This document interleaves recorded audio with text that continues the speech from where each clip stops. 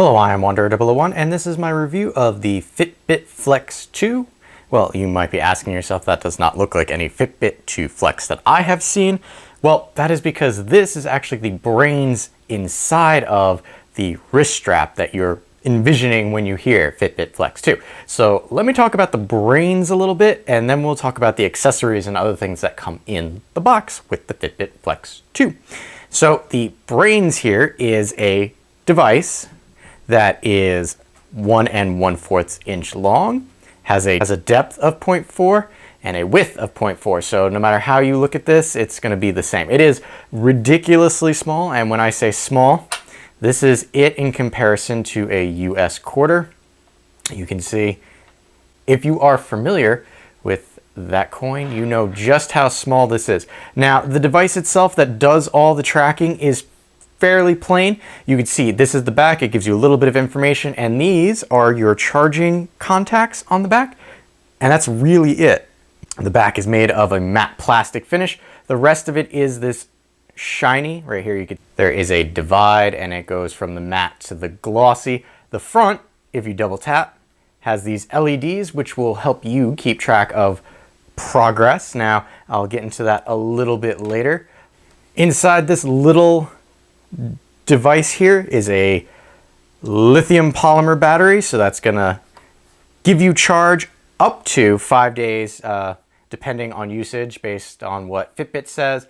I've found that you can get about 4 to 4.5 days before you really should charge it and risk losing your data. Now, speaking of data, it will save 7 days worth of all motion details. So even if it runs out of battery, you don't have to worry about it losing 7 days worth of data, as long as you sync that data after that. If you do not sync this device, you will have totals, so it saves your daily totals for the past 30 days, but you lose that minute-by-minute activity tracking. Now, I did mention syncing this device. Well, that's because this device pairs with the Fitbit app, and you need the app in order to use this because you have to set up a profile with Fitbit to do some of the tracking goodness that Fitbit is known for. So inside of this, it has Bluetooth 4.0, so that will be how it talks to your smartphone. So using that Bluetooth connection to your smartphone, you can actually transmit the data from this device to your smartphone up to 30 feet away, which is really nice if you ever have your smartphone a little ways away. Just keep in mind that you will have to keep the Bluetooth on your smartphone on in order for this to talk back and forth. Now we're gonna zoom out a little bit and talk about what else comes in the box with your Fitbit Flex 2 here. So for starters, you get the charging dongle. Now I say dongle because that's exactly what it is. There is no wall wart connection for this, so you will have to plug this into your computer, or you will have to use a wall wart that comes with your cell phone, or if you happen to have one lying around the house. You can see there, that is the cradle there that you attach your Fitbit Flex 2. You'll notice that you just line up the contacts, and then these depress a little bit and it will charge. And as I mentioned, charging time, not terrible. So realistically, if you are sitting at your desk for a little bit and you know that this needs charging, charge it then. Or in the evenings when my wife and I sit down and watch TV, that's generally when we'll plug this in to charge. This way we're not losing any of that activity data. The Fitbit Flex also comes with, in the box, 2 sizes of wrist straps. Now, it's a rubberized material. That's kind of what they say. Very similar to what you get on sports watches. So the 2 sizes, I will say this, I thought we would need to use the larger size just based on wrists, because I figured, well, the smaller size is for like little super girly wrists, which I don't have, or children. Surprisingly, sticking with the smaller one leaves you with a lot less of this wrapped up around like that. So I kind of liked that aspect of it. So keep in mind, before you move this bit here, which is the clasping mechanism, little stainless steel dealy there. Before you take the time and effort to move this to this, because you only get one of these, it's a bit of a pain to do, so check your wrist first and do not just assume that your wrist is going to need the larger wrist strap. So your Fitbit just comes around to the back here and you place it inside thusly, and this is probably more what you're akin to seeing when somebody talks about the Fitbit. So double tapping on it will light the LEDs up, and again, it will show you progress towards your main goal. So you've seen what comes in the box. You've heard me talk a little bit about the Fitbit Flex 2. I've mentioned that it has an application. Well, that's mainly how you're going to read the data that this thing produces. So let me show you what the application actually looks like. When you first turn on the Fitbit app, this is the home screen that you're met with. It looks much different than the home screen that originally Fitbit had back when I first did a review of my Fitbit Zip over there. So they've made changes. It's much more graphical now. So again, main home screen that you see going across the top there is actually the Fitbit app syncing with the Fitbit Flex 2 there. You do need to have Bluetooth on in order for that to actually work. So we're just going to take a look at some of the information that you are provided with. So here you can see in the big center here is steps. Now, any one of these items, if you click on it, it will give you more information. So clicking on the steps will show you your steps in a graphical format. Here you can see it's kind of cold, not the greatest amount of steps, but what are you going to do? Likewise, mileage, if you click on that, it will show you trending of mileage. Likewise, calories burned and minutes moved. Now, keep in mind the minutes moved has changed. I mentioned this again in the other review, where it is based on activity over a certain amount of time. It used to be just you were moving and it was a slightly faster than regular. It would count as activity. Now it has to be over, I believe it's 10 minutes. Now, if we go in here, yeah, you can change those goals by clicking the cog. So steps, you can change how many steps you want, distance, and calories, everything. All right, we'll go back. And back one more time. We're going to scroll down. Here it's trying to get me to set up some extra goals. Don't really have any goals set up right now, so we're just going to skip that. Scrolling down a little bit, you have track your exercise. So clicking on this will allow you to track your exercise. Here it's saying tap to log. So if we were to tap on that, we could fill in information, and that's going to bring us into a map, which I'm not going to show you, but here you would be able to see all of your exercise, so you can log that. Now the Fitbit Flex, what it can do is track your sleep patterns if you wear it while sleeping. So here you can see averaging about 8 hours, 12 minutes of sleep with 21 minutes awake / restless. So here is a chart. Now, the one thing I will say, and we're going to come down to some of these things because you can see it's showing averages, and then it's got these little lines in here.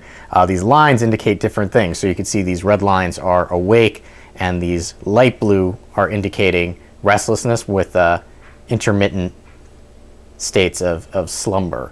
Now, I will say that don't really get this much because take the Fitbit off when showering, even though it is waterproof. Don't take it into the shower. So it thinks I'm getting a little extra sleep, and it will star your sleep patterns that are the best. So you're getting the optimal amount of sleep. Now, new-ish to the Fitbit app is being able to track your cycles. I'm not tracking my cycles. This is my wife's Fitbit, so we're tracking her cycles. So here you can see white indicates that it's, nothing's happening. This is the start of said cycle, and these blue indicate optimal times of fertileness. So here you can see fertile window, and then right there with the little flower, I'm guessing, is a ovulation day. Now, all of this is based on information that you input into the app or the website. If you're doing it right on the app itself, up here in the corner, there is a sprocket. You can select your birth control method. You can select a whole bunch of other things. And when I say methods, I mean it's fairly full listed. So coming back, that is the cycle. If you choose to track that, it could be interesting. Here you can see 250 plus steps per hour. This is kind of saying you've got 4.8, and these little dots indicate when you actually pull that off, and it will show you your trends for that. So Saturday, 3 of 8 hours, 4 of 8 hours, 5 of 8 hours. So again, everything is clickable. It quantifies you. and gives you all these lovely charts and graphs, which for people who don't like charts and graphs, they'll get information overload. For people like me who like charts and graphs, it helps to feel better about yourself. So we're going to come back to Dash because I want to show you for the Fitbit Flex here. If we click on this icon right here, it will bring us into the onboarding area and some of the features for the Fitbit Flex. You'll notice if you click on this, it will allow you to set up a new device, and you can choose from their plethora of devices, even the Fitbit Zip that I don't think they make anymore because it's hard to find. But what we're going to do is we're going to select the Fitbit Flex. Now you can see it's indicating power level. It's showing you last time it connected to the device. So here we have notifications. You can select what type of notifications you want, so call and text. If you select these, it will vibrate the Fitbit Flex. Now, it does ask for a lot of permissions just to vibrate the Fitbit Flex. Now, I'm thinking that's because the permissions needed are for all the Fitbits, and all the Fitbits need a lot more information. So you can toggle things. Text messaging, so for the vibration, you have a choice between only one of the chat applications on your phone. In this case, there's only Hangouts and texting on this phone, so we had to choose between one or the other. So reminder to move, you can turn that on and off. So what that'll do is if you haven't taken your 250 steps in an hour, it will buzz you before then. Wrist placement, this is important. Did not notice this when we first got it. You have to state if it's on your dominant or non-dominant hand. That changes the calculations because you move your dominant hand a lot more than you do your non-dominant. You also have silent alarms if you wanted to use that. We do not, but you can come up here to the plus sign and you can set yourself a silent alarm. And what that'll do is that'll buzz your wrist instead of actually having an alarm on the phone go off. Here you've got a user guide, and you can always be connected, and you can have a widget on the Fitbit screen there. So that's the options just for the Fitbit Flex. You have other things here, which are your goals, and these are the same things that I had when I tapped that corner, where you can change these numbers to better suit what you are looking for. And like I said, you can kind of see there the battery level on the Fitbit Flex. So that was a look at the Fitbit app as it currently is. So you saw that there are a lot of things that you can track with the app. The application is great for all of that data, but there are some things extra that the Fitbit Flex 2 here can do. And part of that was the reason I got this particular Fitbit device for my wife instead of something like the Charge or one of the watches. It was too big. She wanted something small because I got her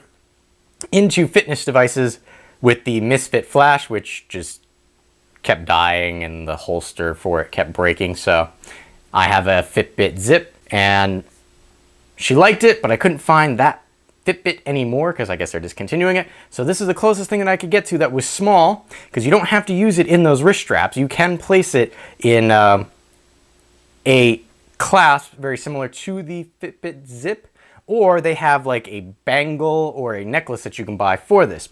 But aside from the small form factor, this will actually buzz with notifications. So you saw, as I've been tapping it, there we go. There's a green light at the top there. Now that green light is one of the indicator lights. Now getting to the green would mean that you've made it to your top goal. The other thing is, if all those white lights light up and that top light is blue, you're getting a phone call and it will vibrate. So think of this as like a smartwatch without actually being a smartwatch. So all the white lights except for one lighting up and it being yellow at the top means that you have a silent alarm set. So you have a silent alarm, you don't want to wake people up, your thing will just start buzzing. All but two of the white lights and a purple at the top means you should be moving. That happens when you don't walk your 250 steps within an hour. It reminds you of that. And one blue light and one white light means that you're getting a text notification of some sort. Now, as I mentioned before, that only works with one texting service. But that's one of the major reasons that I got this for my wife, is because she's not good hearing her cell phone buzz for text messages. So as long as she remembers to leave her Bluetooth on to sync these, that text will buzz her wrist and she'll know that she's getting a call or a message. So one of the other deciding factors with getting this over one of the other Fitbit charge or watch style trackers, even though this one normally sits on your wrist, was pricing. So you can pick this guy up for anywhere between $60 to $55, depending on when you're looking. So it's a good price for what you get, you know, size-wise and everything. But if you want extra data that you get with like the watch style Fitbit trackers, you're probably not looking at this. I would recommend this for people who are actually looking for the Fitbit Zip but can't find the Fitbit Zip, but still want some of that information, and they have a smartphone. One of the detractors that I found with this over the Zip was you saw what was in the box. You noticed that there was not a dongle for your PC. So they're assuming, again, to cut down on pricing and that most people just have a smartphone, that they don't need to include that little dongle for your computer. But you can purchase one, obviously, extra fee. So all in all, the Fitbit Flex 2 here is a great little fitness tracker for people who want to track their fitness, but don't want to go that extra, or not ready to go for that extra large smartwatch looking fitness tracker. So you can hide this if you wanted to. You don't have to wear it on your wrist, and it will keep track of all of your fitness and other data. So I have been Wanderer001. If you have any questions or comments, please leave them in the area below. And as always, thanks for watching.